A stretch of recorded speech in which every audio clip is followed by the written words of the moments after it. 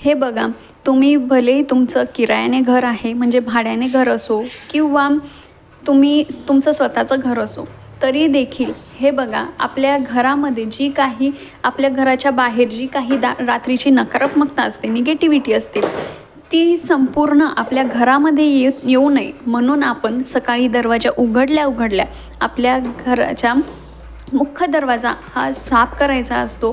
आपल्या मुख्य दरवाजाचा उंबरठा जो आहे तो स्वच्छ पाण्याने धुवून पुसून घ्यायचा असतो.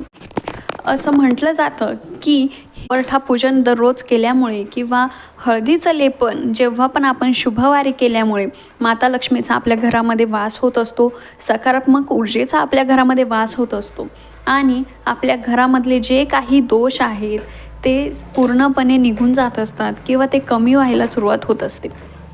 आता हे केल्यानंतर तुम्हाला काही काम करण्याची गरज नाही किंवा घर बसल्या तुमच्याकडे लक्ष्मी येईल असं मी तुम्हाला म्हणणार नाही. हे बघा, तुम्हाला जे काही आपल्याला हे करणंच आहे, आपल्याला प्रयत्न करणंच आहे, तुम्हाला कामं हे करणंच आहे, पण त्यासोबतच जी काही नशिबाची साथ लागते ती आपल्याला यामधून मिळत असते. ते बघून आपल्याला जी काही पॉझिटिव्हिटी, जे काम करण्यासाठी आपल्याला जी काही सकारात्मक ऊर्जा लागत असते ना, ती यामधून आपल्याला मिळत असते. आणि सगळ्यात महत्त्वाचं म्हणजे जी मनशांती आहे, जी सगळ्यात महत्त्वाची असते, तीसुद्धा आपल्याला यामधून मिळत असते. तर अशी ही छोटीशी पण अतिमहत्त्वाची माहिती मला तुमच्यासोबत शेअर करायची होती.